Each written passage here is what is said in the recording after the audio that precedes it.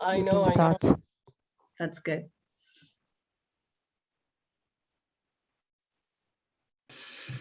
Well, good morning, everybody. I'd love to say I'm speaking to a packed assembly here in Geneva, but I would like to thank the 4 very valiant souls who have joined us in person here in Geneva. But they are, of course, the beneficiaries of perhaps the best view from the WTO, because they are looking across the waters of Lac Le Mans across to Coligny. So it's a very beautiful morning here in Geneva. And I'd like to thank our 4 very distinguished panelists who are joining me virtually this morning as well. So look, welcome to the Digital Trade Governance for Development, Implementation Challenges and Technical Assistance Needs session here at the WTO Public Forum.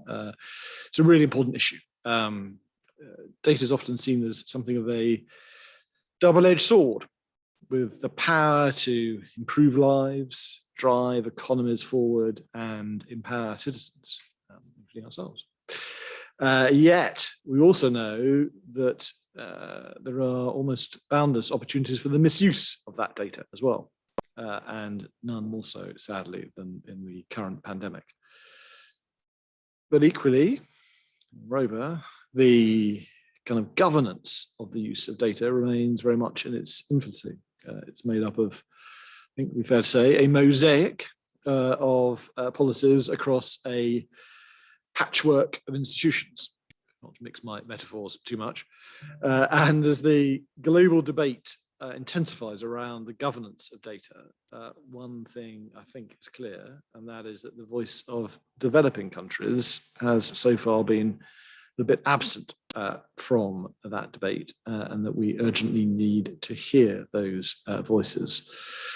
Too often the legal and regulatory frameworks for data are inadequate in developing countries, and all too often they have gaps in critical safeguards, as well as a shortage of practical data sharing measures. So it was in response to all of that, the World Bank Group published this year, back in March, their World Development Report for 2021, Data for Better Lives. And I think it's fair to say the report sought to answer 2 kind of basic questions. How can data better advance development objectives? And what kind of governance arrangements are needed to support the generation and the use of data in a safe, ethical, and secure way, while also delivering value equitably? So at this morning's session, we're going to discuss the findings of that report, and we're going to try and address those 2 questions also, I hope. And here at the WTO, we continue discussions, of course, on an e-commerce agreement. So we'll try to pinpoint some of the key development dimensions at play and consider what might be the technical assistance needs for developing countries. Fortunately, you don't have to rest upon my insights in addressing those 2 questions, because we have these 4 fabulous panelists with us here virtually. Firstly, Vivienne Foster, Chief Economist for the Infrastructure Vice Presidency of the World Bank Group. Then Martín Moninuevo, Senior Counsel at the World Bank Group, advising governments of developing countries on trade policy and regulation. Then Shamika Sirimane, Director of the Division on Technology and Logistics, just across town at UNCTAD. And last but not least, Shamira Ahmed, a Senior Development Economist at Research ICT Africa, also just across town. So with no further ado, I'm going to hand the floor over to the first of those distinguished 4, fabulous 4, Vivienne Foster. Vivienne, as the astute viewers and listeners would have gathered, you, in fact, one of the directors of the World Bank's flagship World Development Report, which I've just mentioned, which, as I said, characterized data as a double-edged sword and looked at its potential for development, as well as the challenges that developing countries face. Would you like to say a word about the role of data, especially digital data, in fostering development, and what do countries need to do to maximize its value while limiting the risks? Over to you. Thank you so much. It's a great pleasure to be with you virtually this morning. And I hope that you are able to see me, hear me, and also see the presentation. Is everything functioning correctly? It's all looking good, Vivienne. Thank you so much. Well, I'd like to give you a very brief overview of the World Development Report 2021 Data for Better Lives. And there are a lot of excellent reports on data governance that have been produced in recent years by different agencies. But what we hope distinguishes this one is the poverty lens that we've tried to bring to the data issue, focusing on the issues raised by data for poor people in poor countries. Now, what do we mean exactly by data for better lives? Well, in the Indian state of Odisha in 1999, a major cyclone sadly led to 10,000 fatalities. When a similar cyclone reoccurred in 2013, the fatalities dropped to just 38. The explanation for this is data. The State Disaster Risk Commission invested in a data collection system and in a platform for communicating early warning information, which allowed thousands of people to be evacuated to safety. So this is just one small example of how data can contribute to development and lead to better lives. In the World Development Report 2021, we identify 3 pathways through which data impacts development.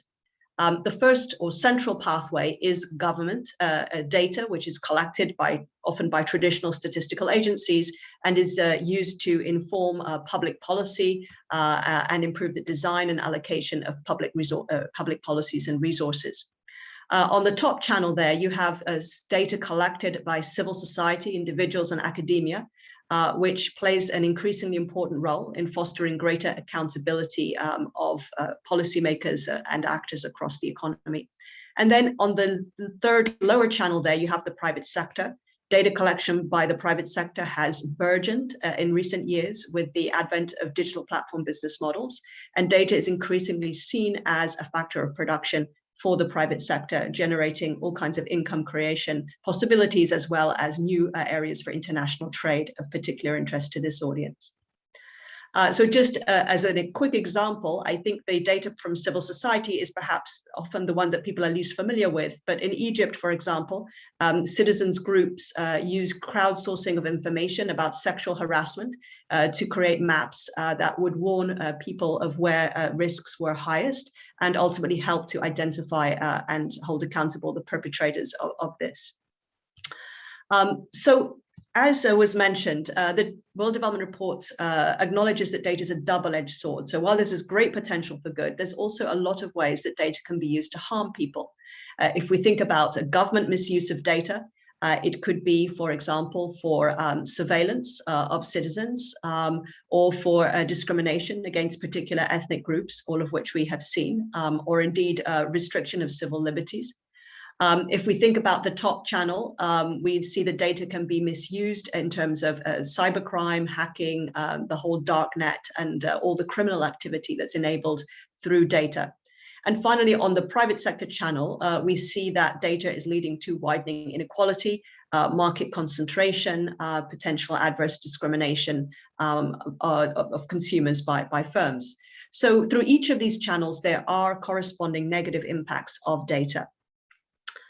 At the same time, the World Development Report highlights the importance of sharing data across these channels.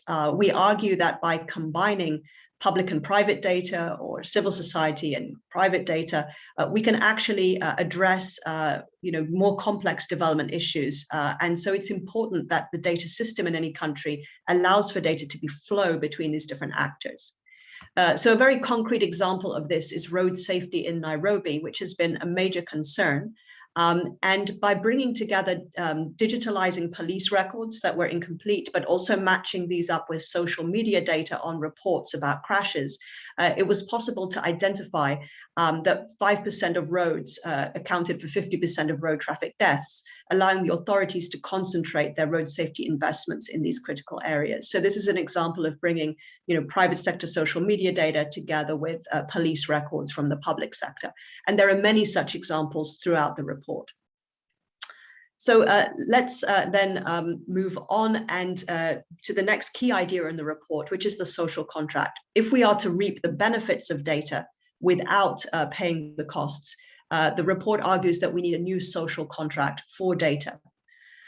This social contract needs to be built on 3 pillars. The first pillar is value, recognizing that economic value comes when we share, reuse, and combine data sources to generate greater insights.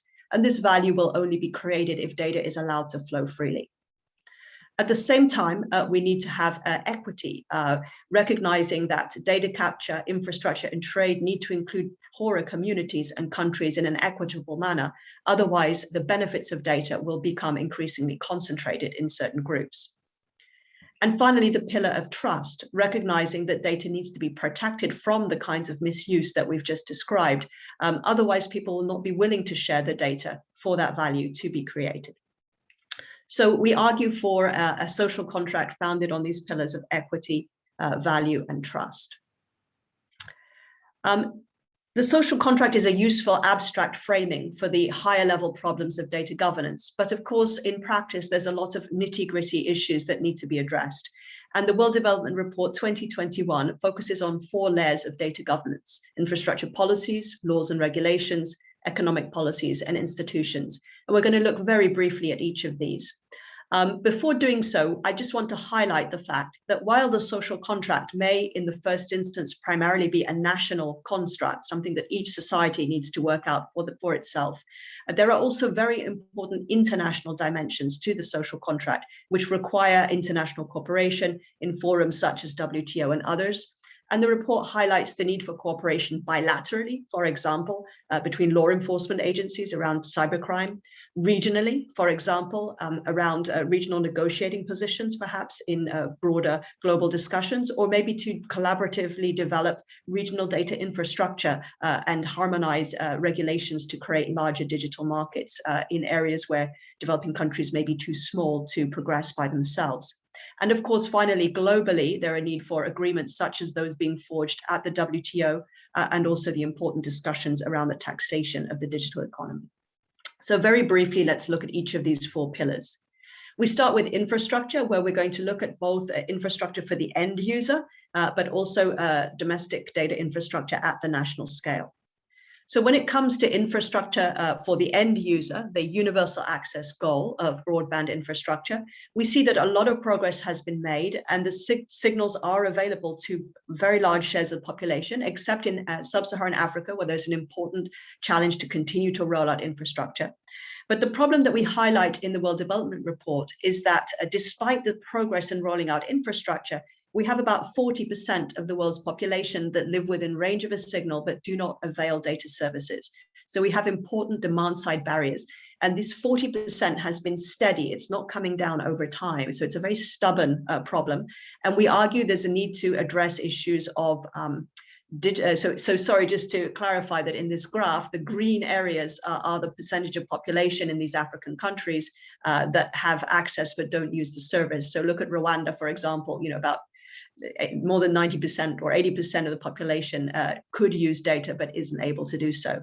We discussed 2 different reasons why this might be the case. One is digital literacy, shown in blue on the right. These are self-reported reasons from people who do not use data services. Clearly, in some countries, data literacy is a huge challenge. And the other challenge, of course, is affordability, more important in other countries, which is shown in green on the chart. And you'll see that in the case of Rwanda, it seems to be affordability that's mainly holding people back. In addition to this last mile universal access problem, we try to draw attention to the absence of national data infrastructure in developing countries. If developing countries are to participate in the digital economy, they need increasingly infrastructure to exchange data in the form of internet exchange points, infrastructure to store data in the form of co-location data centers, as well as infrastructure to process data in the form of cloud computing.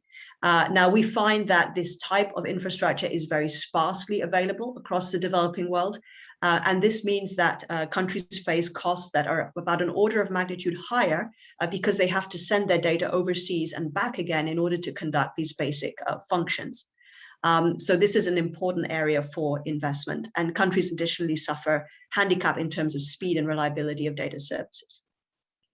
Turning to the second pillar of data governance, which is the laws and regulations, we identify the need both for safeguards, which are the laws and regulations that protect data and build trust, as well as enablers, which are the laws and regulations that allow data to flow freely and support the creation of value.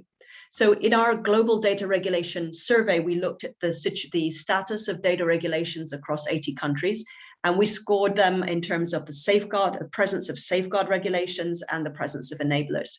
It's safeguards in red on the chart, enablers in green.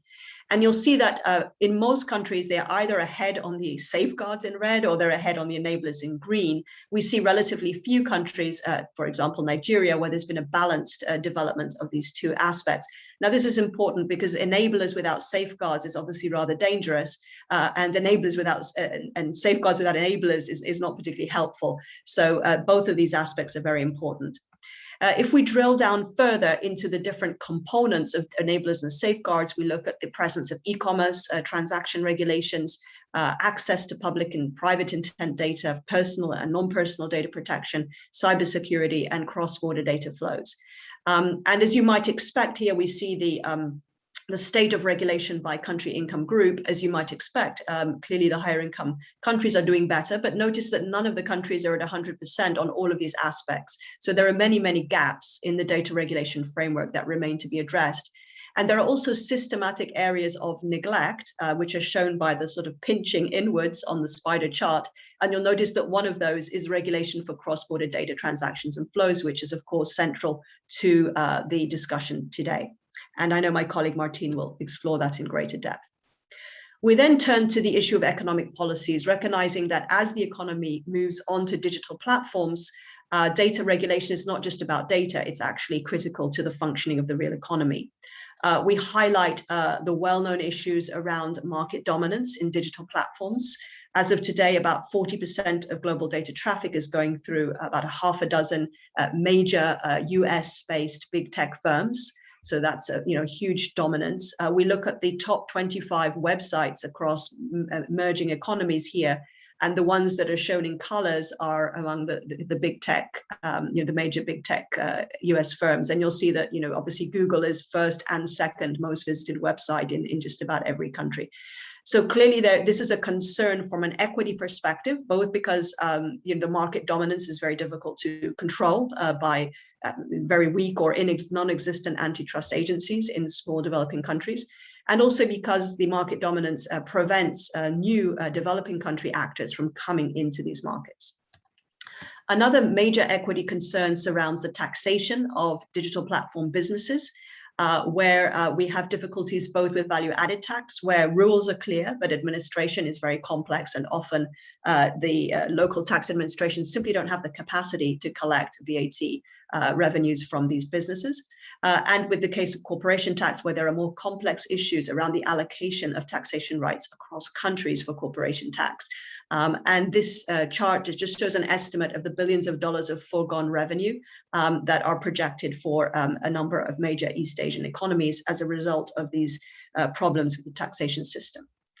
The final area is trade, which I will leave to my colleague Martine Malinuevo to talk about. But all I really wanted to flag here is how this upswing of digitally enabled trade in services is creating important economic opportunities for developing countries. The Philippines, for example, there's more trade in digital services than trade in agriculture.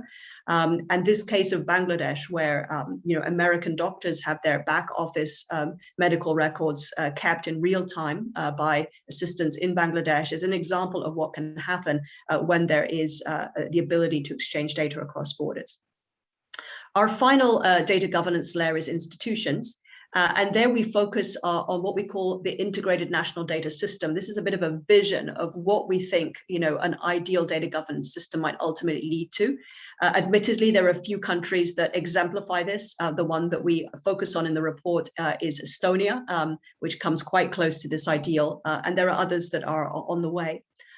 The idea of the data INDS, or integrated national data system, is that data should be produced, protected from misuse, open for others to use, quality controlled, used and reused. And that this is not just like a single sort of centralized system, but this is a a web that connects different entities in the public and private and non-profit sectors to exchange data amongst each other.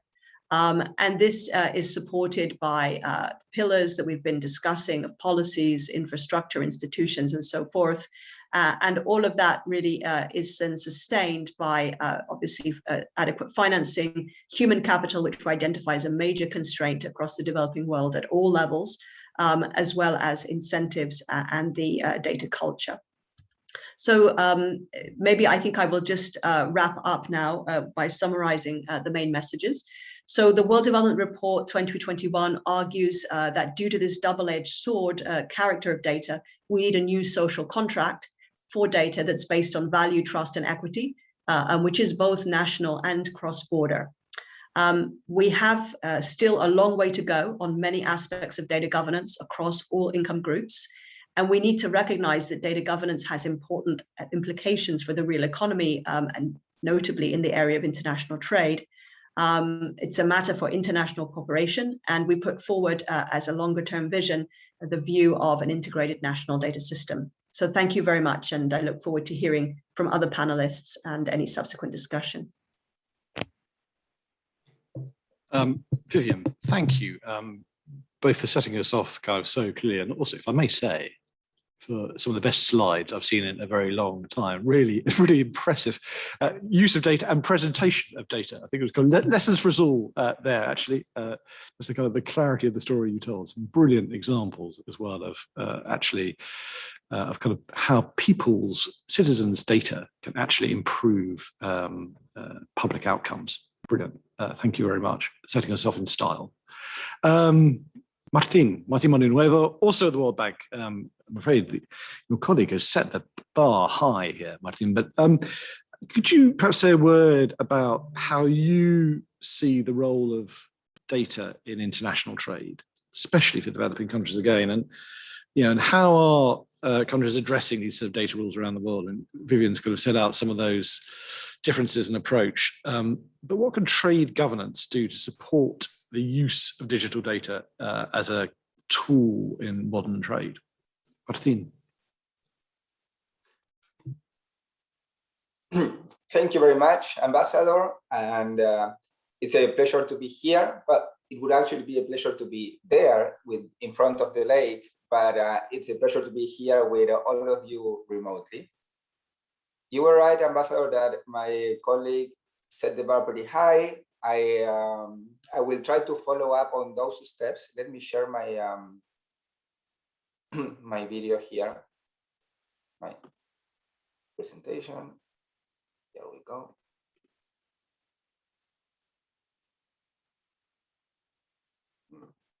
There. Can everybody see it? Yeah. Good. Perfect. So then, well, following on Vivienne's presentation, I just wanted to narrow a bit the discussion on digital trade. Part of our WDR does focus on digital trade. I was honored to work on that section. So, and for this audience, of course, it's particularly relevant. So we're going to be talking about how data and data governance relates to digital trade. But let's start with stating a bit what we know is that we are kind of living in a revolution, in a digital revolution. As mankind, we are producing more data in the last decade that we have produced in the 300,000 years before us. And this is affecting clearly all sides of our lives, including international trade. Data acts as an input to international trade and increases boosts its competitiveness and helps it grow.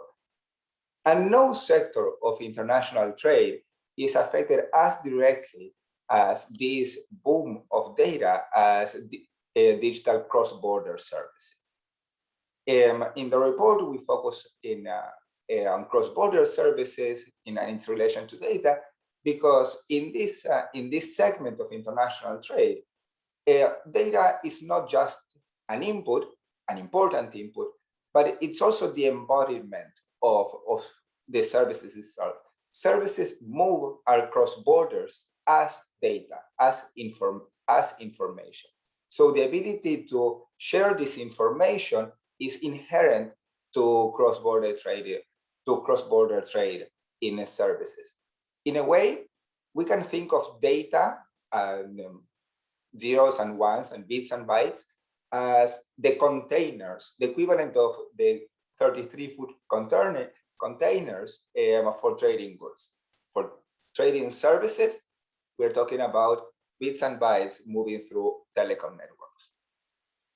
So with this background and with the focus on how, or with the story from Vivienne of how data can also be helpful for developing countries, we moved on the analysis on how data is regulated around the world. And we find that there are essentially three main models that on approaching data, and especially cross-border data around the world. One we call the open transfer model, which basically is set by the absence of mandatory requirements on cross-border data rules, and domestically focuses more on ex post accountability by digital firms than a standard set of regulation across the board. You know, this is the model followed by mostly by the United States. But as we see in the map, there are many other countries that follow this approach a little bit by default. Because if you don't have data regulation, well, you're most likely falling under an open transfer model where there are no statutory requirements for cross-border data rules. Another important model is that of what we call conditional transfers. Under this model, there are a set of pre-established conditions to meet before sharing data abroad. Once the data processors show that they can meet these conditions, or that the destination where they are sending it meets these conditions, the data is free to flow. Importantly, this model also is characterized by a comprehensive set of rules protecting data for data subjects. Typically, this would be the model followed by the GDPR in the EU, but also it has been adopted in a number of countries in the developing world, and is in fact the fastest data model that we found if we counted the introduction of data regulation in the last 10 years. Finally, we can come across what we call the limited transfer model. And this model is characterized by data being associated closely with national security and public order concerns. These models do not preclude data moving around across borders per se, but they do have a set of strict requirements that in a way we can characterize as data localization requirements. Domestically, this model is characterized by the ability of monitoring the comprehensive ability of the government to monitor data being sent around the world. So this is how these different models look around the world. We then consider, well, who trades? How do these models affect trade? And if we look at trade flow, well, we see that trade flows go around, come across all different types of models. In fact, some of the greatest flows of data are around countries that do not share a specific data regulation model, as you can see, for instance, between the EU and the US, or with India and its trading partner. We then looked a little bit deeper through a gravity model at how the combination of sharing those data models affects the digital trade. And we looked at this regulation from both sides, on the cross-border rules and how the domestic how the domestic regulation applied or affected international trade. And we saw that when looking at the cross-border regulations, we noticed a positive association of open transfer models with cross-border data rules. That probably shouldn't come as a surprise, as it is naturally the model that poses fewer limitations to cross-border data rules. But then when we look at how trade is conducted across countries with similar domestic rules, we find that rather than the open model, the conditional model that is characterized by a comprehensive set of data protection rules is the one that seems to foster this bilateral trade the most. I'm not going to go into the details of this gravity model. This was done with our colleagues from ESIPE, in particular with Eric van der Marel, and anyone interested in the data and the analysis itself, I would recommend the background paper. But what this analysis tells us in the end is that there is a little bit of an optimal regulatory approach to digital trade. And that optimal approach entails combining a flexible set of cross-border data rules with a strong domestic safeguards for individual privacy. In this sense, while we are boosting the safeguards for digital privacy, we're also boosting the enablers that Vivienne was earlier talking about by allowing some sort of flexible rules for data to move around across borders. And how is this being taken up in an area that interests us all in the WTO and trade agreements? And the answer is quickly. Here, we see that digital trade rules are increasingly central to trade agreements, and even in the last few years, we have seen the appearance of digital trade agreements on its own that focus only on digital regulation. In the graph, we can see some of the areas that are tackled by these trade agreements, or the chapter on digital trade in trade agreements. But one thing that we wanted to highlight here is what is not in this this instrument. So trade agreements are only really one piece of the puzzle for data to move around borders. And what they are not, and what they are missing, at least in this 1.0 iteration of a digital trade agreement, is data in interoperability. Interoperability is the ability of data to be read and function in different systems. And this is not something that is being currently addressed in trade agreements. In a way, again, to use an example of trading goods, we can call interoperability as the TBT rules of cross-border data. Those are rules on definitions and categories, and they include technical standards and protocols.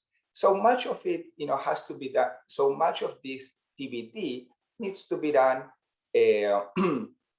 also by the private sector, but also from the regulator. There are definitions and there are categories that need to be understood across borders for the data to flow and actually be functional.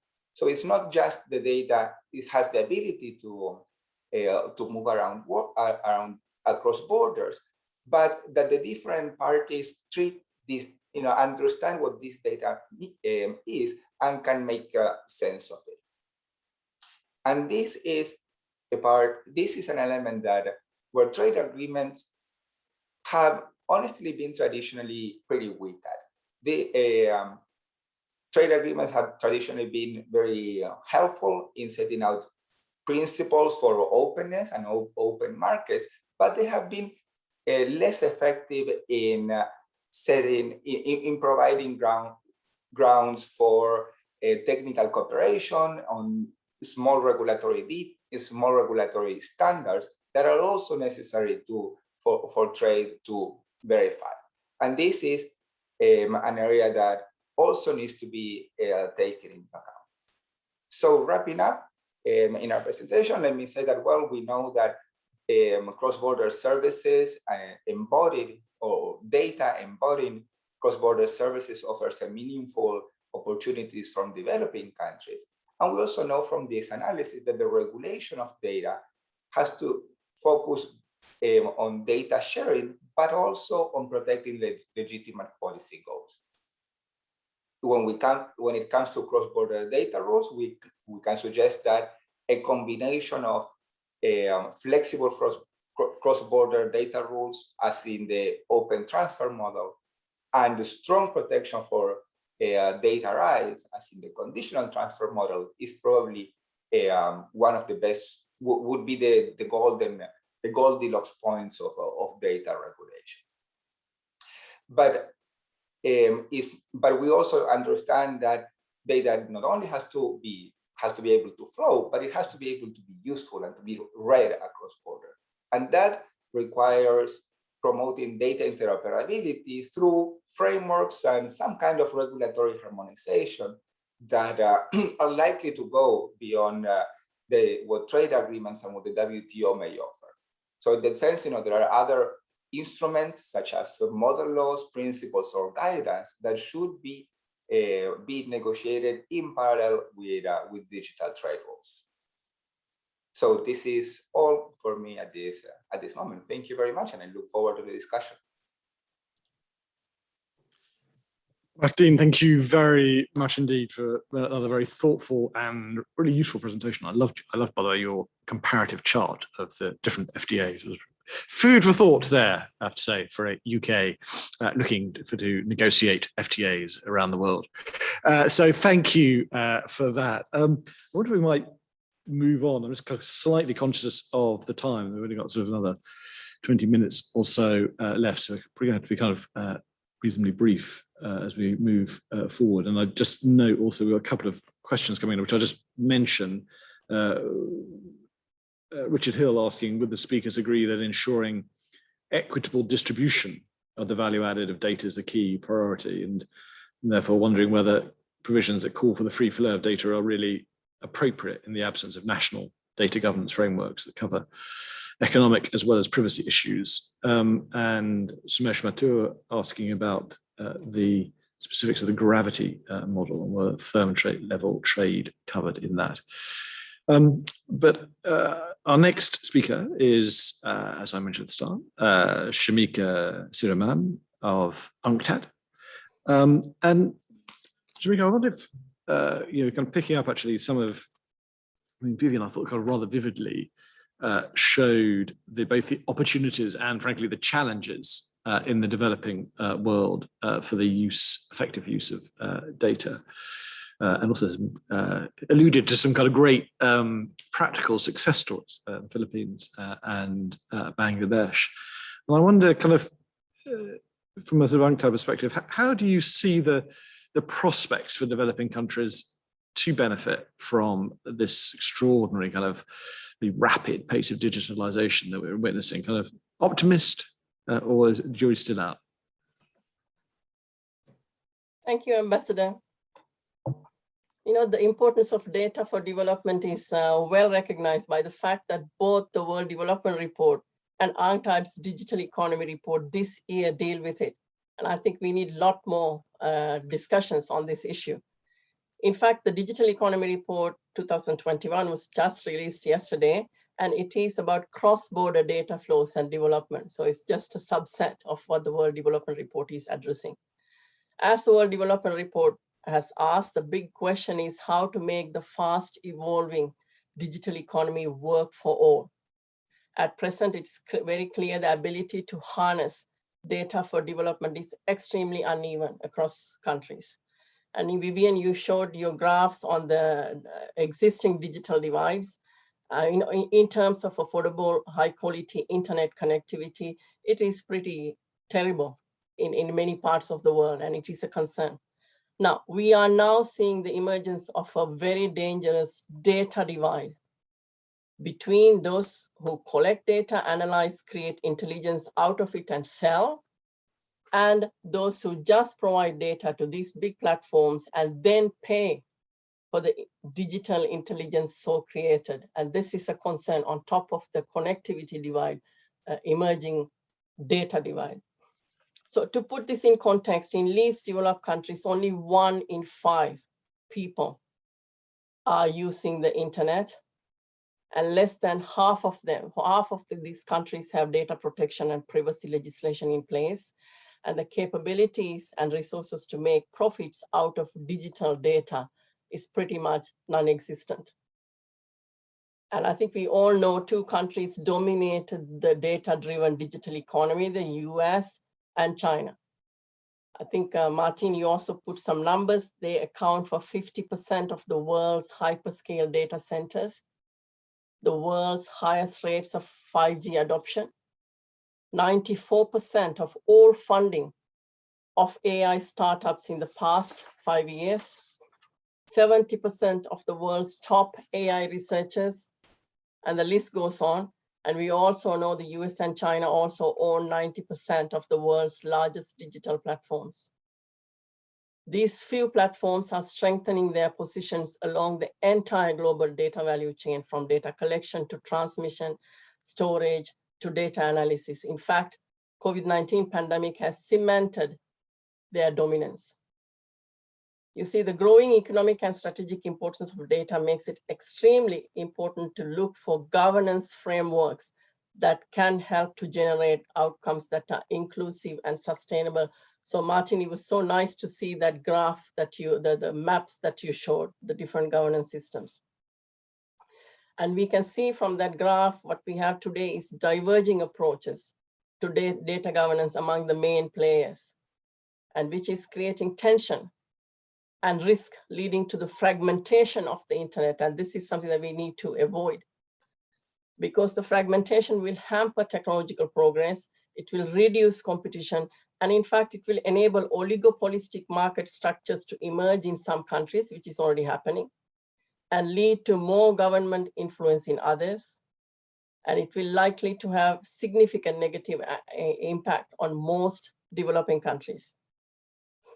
And I think, Martin, you also talk about the international agreements on data, both in trade, and also this is happening in non-trade related areas too, in OECD and places, and of course, including at the WTO. The problem, as we see, is that these regulatory frameworks tend to be either too narrow in scope or too limited geographically to contribute to an equitable sharing of economic development gains.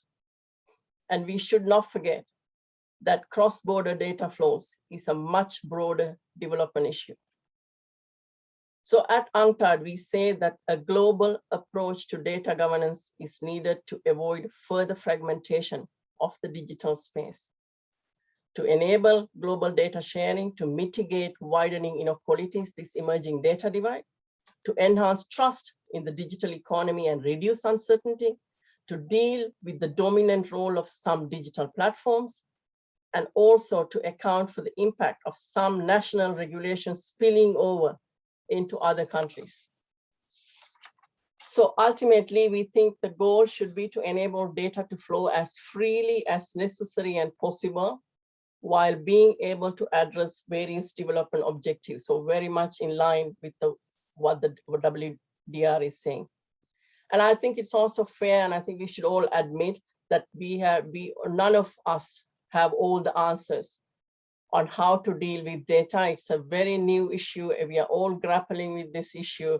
It's a multidisciplinary issue of which none of us as economists or data scientists have one answer.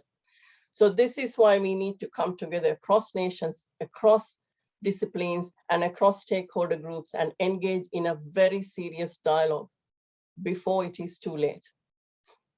We believe the UN offers a natural platform to advance this multifaceted agenda, because this is the most inclusive forum. So there is the developing countries have a say.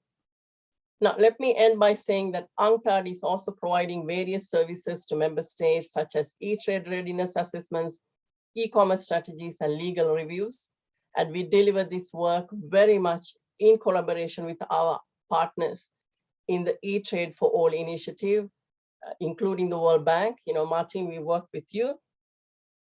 But I'm also want to admit that the overall efforts still remain just a drop in the bucket, given the immense needs out there. So I'm also imploring international development partners that we all have a very, very, very big role to play so that this technological revolution will not bypass developing countries. Yet again, thank you. Shamika, thank you very much for that. And thank you also, if I may say, for speaking so succinctly. And I suspect my British colleagues would be, feel I was being remiss if I didn't mention actually some of the very specific work that we have underway to support you and others in this field through our own digital access programs, working with some of major developing countries like Kenya, Nigeria, and South Africa, or indeed our partnership with the ITU with our project on digital inclusion. So we are, in our modest little way, trying to support you and others in this endeavour to try and bridge this digital divide, which you and Martine and Vivienne have so eloquently and graphically described for us this morning. Last but not least, Shamira Ahmed from Research ICT Africa, another key partner for us in the UK on this agenda. You're a supplier of technical assistance for digital uptake in Africa, so very much at the front line of what we've been kind of describing in sort of more abstract terms. And I wonder, Shamira, from that kind of real sort of frontline delivery perspective, whether you could kind of talk us through some of the sort of challenges that you face in actually doing this, actually bridging this digital divide. What are the struggles that African nations face in leveraging the digital advance development, connectivity, as Vivienne and Martine have said out earlier, regulation, digital literacy. What are you finding on the ground in your dealings? Thanks very much. Thank you, Ambassador Manley, and thank you for the platform to share our research and our findings working on the ground in Africa. As other speakers have mentioned, Vivienne and Shamika have mentioned that African countries face several well-documented and interrelated challenges with respect to digital uptake, and these impact their ability to leverage data and respond to national and global challenges associated with the data-driven economy. And many of these challenges have already been mentioned by speakers before me, and they are supply side and demand side constraints that range from unreliable electricity supplies, limited data and digital infrastructure, and these limit access to quality and interoperability of digital data systems. We also have weak education systems that impact human capacity to build relevant digital capabilities and to foster inclusive digital innovation and entrepreneurship that can actually create value from data. We also have siloed development of economic policies and legislation. For example, in terms of facilitating affordable broadband connections, access to internet and internet-enabled mobile devices. And also you need comprehensive economic policies and legislation to ensure that you have regulated, trusted, safe, fair, and interoperable digital ecosystems. So these are a few of the challenges that we're finding on the ground. And from a bit of a trade perspective, just like in traditional trade and economic development theory, existing data-driven digital market structures in terms of the competition in the market, as Shamika has mentioned, and the country's economic capabilities will impact how value can be created from the data-driven digital economy. And many African countries lack the institutional and technical capacity to regulate and create policies for these emerging data markets and emerging challenges.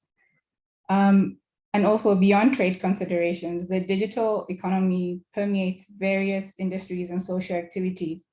That includes privacy, cybersecurity, and other non-economic factors. So essentially reaping the benefits from the digital data-driven economy is also highly dependent on your existing enabling regulatory and policy framework that can facilitate obtaining useful data, enhancing human, institutional, and technical capabilities to create value from data. It depends on encouraging data sharing and interoperability. It depends on your existing data economy and digital economy endowments, such as your data infrastructure, electricity, connectivity, and your availability of quality machine readable data in the ecosystem. And machine readable data of high quality is also a significant problem in many African countries. And lastly, increasing legitimacy and public trust in the state and different actors in the data ecosystem to manage citizens' data within borders and beyond borders in a trusted and responsible manner is also crucial. So those are some of the challenges we're experiencing. There are quite a lot of challenges, and they are overlapping challenges. And for Africa to reap the potential of the data-driven economy, even though there are challenges, there's still opportunities for many African countries to reap the potential of the data-driven digital economy. But these will require the development and implementation of mutually reinforcing cross-policy strategies that recognize the cross-cutting nature of digitalization and datafication. And these also need to address existing structural economic deficiencies. So the policies need to be implemented in parallel to existing so-called analog challenges. And these are crucial to address the prerequisites and enablers that you require to actually reap value from the data-driven digital economy. So we need coordinated responses at the national, regional, and the global level that consider African context, how digital and data infrastructure deficits impact different African countries' capability to reap value from the digital economy. We need to consider human capital and technical standards. There needs to be consideration of digital technology transfer issues and data and AI governance in relation to competition, building digital skills, and essentially more holistic digital trade facilitation that considers the contextual needs, national policy objectives, and levels of development in global discussions, which will impact many African countries. And in terms of the JSI, in many multilateral fora on the digital economy, such as the JSI, a lot of developing countries tend to be underrepresented. And this has risks of perpetuating the global digital divide, as Shamika has mentioned, and there should be more consideration for more holistic, inclusive approaches for technical capacity building and institutional mechanisms to assist countries that have less digital maturity. Thank you. Shamira, thank you very much for that, for setting out, as I'd hoped, kind of some of the real practical issues that you're facing on the front line of all of this. I wonder, in the kind of the 7 minutes we have left, and I know that we get cut off quite summarily if we run over, so we do indeed have to try and keep to time here. Just in the kind of those few minutes we have left, if we can perhaps pick up that last point you made about the e-commerce JSI, and ask kind of each of you, if I may, very briefly, so this is kind of a minute I'm afraid, each. What is it that we need to do, practically speaking, in order to broaden developing country participation in that e-commerce JSI? Can we start with Vivienne? Actually, Ambassador, if you could lead me to the end, because I'm not a technical expert on the topic, and maybe I can just make a broader reflection. That's also good. In a minute. Let's go to Martin first then. Thank you, Ambassador. Well, I think Shamira made a great point on different angles that need to be tackled. And for the GSI, certainly, well, there are a bunch of regulatory matters and technical capacity that needs to be addressed in that direction for many developing countries, especially in sub-Saharan Africa. To understand well the needs and the benefits of these negotiations. On the other hand, there also has to be, let's say, the GSI talk should also provide the forum, for developing countries to bring their concerns and bring their challenges to the table. It's not just a matter of setting out rules, because as Shamira said, there are the limitations that many countries face, especially in the developing world, go well beyond the regulatory guidelines that are set out in trade agreements. So to build confidence, to engage developing countries in digital trade, yeah, we certainly need to increase our support on technical capacity, when it comes to regulation and to institutions. But we also don't have to forget those analog aspects, as Shamira called them, that are also essential for any economy to reap the benefits of digital trade. Martin, thank you very much. Shamika, any quick thoughts? Yeah, just to let you know that, you see, this e-commerce negotiation at the WTO is not about buying and selling stuff online. This is about cross-border data flows. So as I said before, the cross-border data flows is a development issue. So I think everybody needs to understand in the room, so much bigger things are at stake. So what do we need to do? We need to have a lot of capacity building among the negotiators from the developing countries to understand the issues, to tackle the technicalities of cross-border data flows, and to see what is the best strategy for their countries. And when you go into the countries, the developing countries need to understand how much are they ready for e-commerce and this digital economy, how ready they are, where the gaps are, and are there support from the international community to address some of these gaps.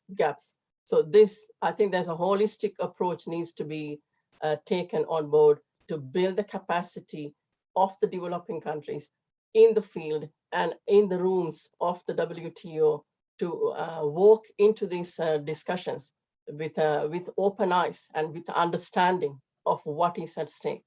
Thank you. Thank you, Shamika, for the honesty of those comments. Shamira, do you want to answer your own question, if I may put it in those terms quickly before we finish?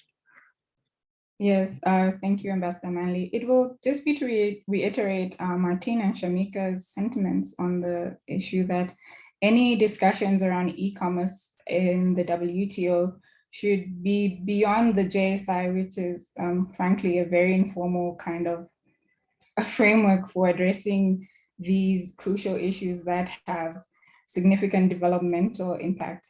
So I think they should be implemented and revived under the Doha Development Agenda.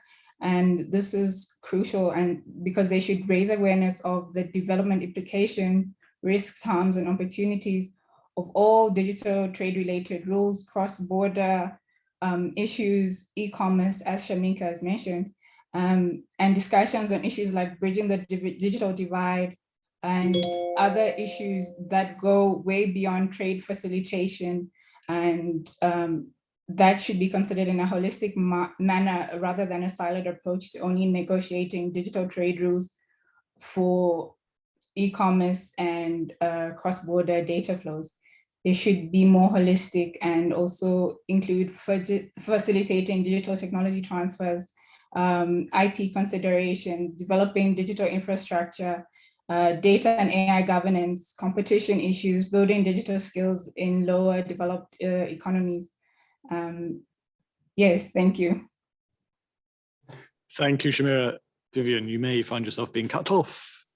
I'll be very brief. A lot of very good points have already been made. The only thing I'd like to add is whether there's scope for regional collaboration around negotiating positions, enabling countries to pool limited technical resources, but also to have a greater impact and greater weight in the global forums of negotiation. So I think the regional dimension will be important. Thank you.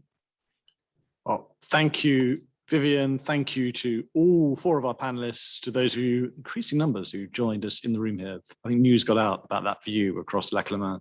And to those of you who joined us online as well. Have a very good day, really good discussion. Thank you. Thank you. Thank you. Bye-bye. Thank you very much. Thanks, everybody. Thanks, Ambassador. Bye-bye. Thank you, Thank you, everyone. Ambassador.